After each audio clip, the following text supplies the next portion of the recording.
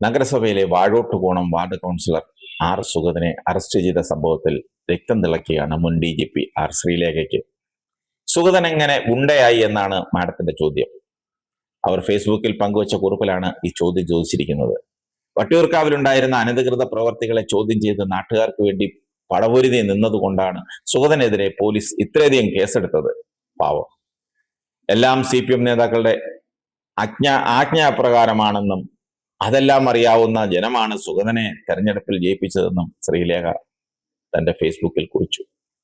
Vattiyoorkavu SHO വിപിനെ തെരഞ്ഞെടുപ്പിന് മുൻപ് പിണറായി സർക്കാർ ചെങ്ങന്നൂരിൽ നിന്ന് വട്ടിയൂർക്കാവിലേക്ക് നിയമിച്ചത് 3ാം വട്ടവും VK പ്രശാന്തിനെ ജയിപ്പിക്കാനാണ്. അത് ആഭ്യന്തരമന്ത്രിക്ക് അറിയില്ല, പക്ഷേ ആരോഗ്യമന്ത്രിക്ക് അറിയാമെന്നും ശ്രീലേഖ കുറിച്ചു. വെറും 4 പേരുള്ള സുഗതന്റെ വീട്ടിൽ ഒരുപട സായുധ പോലീസുമായി 2 വാഹനത്തിന്റെ അകമ്പടിയോടെ കുഞ്ഞുങ്ങളെ തോക്ക് ചൂണ്ടി ഭയപ്പെടുത്തിയ പോലീസിന്റേത് പട്ടിഷോയാണെന്നുമാണ് ശ്രീലേഖ പറയുന്നത്. ശ്രീലേഖയുടെ കുറിപ്പ് ഇങ്ങനെയാണ്, അത് ഞാനൊന്ന് വായിക്കാം. വാഴോട്ടുകോണം കൗൺസിലർ ആർ സുഗതൻ എങ്ങനെ ഗുണ്ടയായി? കഴിഞ്ഞ 10 വർഷത്തെ CPM ദുർഭരണത്തിൽ കേരളത്തിലാകെ സ്റ്റേറ്റ് സ്പോൺസേഡ് ഗുണ്ട വിളയാട്ടമായിരുന്നല്ലോ. അതിനെതിരെ ധൈര്യപൂർവ്വം ചെറുത്തു നിന്ന ഒരു യുവാവാണ് സുഗതൻ.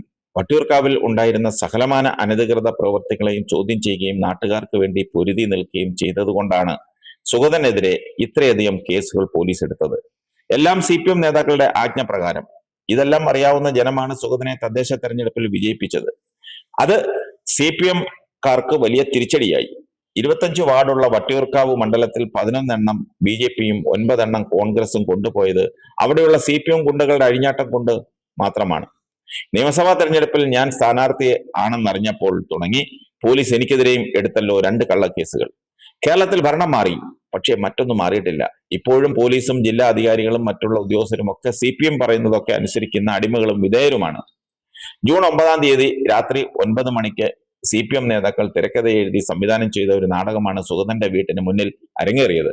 കാപ്പ പ്രതിയെ ഒരു ലോക മാഫിയ തലവനെയോ തീവ്രവാദിയോ പിടിക്കുന്നത് പോലൊന്നും പോലീസ് ഇതുവരെ ചെയ്തിട്ടില്ല. വെറും 4 പേർ മാത്രമുള്ള വീട്ടിൽ ഒരു പ്ലാറ്റൂൺ സായുധ പോലീസുമായി 2 വാഹനത്തിന്റെ അകമ്പടിയോടെ ചെന്ന് വീട്ടുകാരെ, പ്രത്യേകിച്ച് 2 കുഞ്ഞുങ്ങളെ തോക്ക് ചൂണ്ടി ഭയപ്പെടുത്തി. അവിടെയുള്ള സ്ത്രീയുടെ മീതെ ശാരീരിക ആക്രമണം നടത്തി. അതൊന്നും പോരാതെ അക്രമാസക്തമായ വലിയ ആൾക്കൂട്ടത്തെ പിരിച്ചുവിടാനെന്ന പോലെ ആകാശത്തേക്ക് വെടിയുതിർത്ത് മഫ്തി വേഷത്തിൽ ചീപ്പ് ഹീറോയിസം കാണിച്ച SHO വിപിൻ ഒരു കമ്മ്യൂണിസ്റ്റ് പോലീസാണെന്ന് ആർക്കാണ് അറിഞ്ഞുകൂടാത്തത്?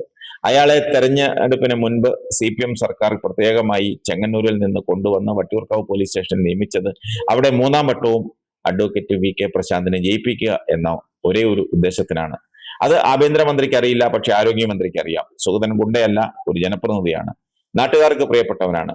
സമൂഹത്തിലെ പുഴുക്കുത്തുകൾക്കെതിരെ അല്ലാതെ ഒരാൾക്കും എതിരെ സുഗതൻ പ്രതികരിച്ചിട്ടില്ല, സഹായിച്ചിട്ടേ ഉള്ളൂ. ഇതൊന്നും ഇപ്പോഴും CPM വിധേയത്വം വിട്ടുമാറാത്ത ഒരു പോലീസുകാരും സർക്കാരിനെ അറിയിക്കാൻ പോകുന്നില്ല.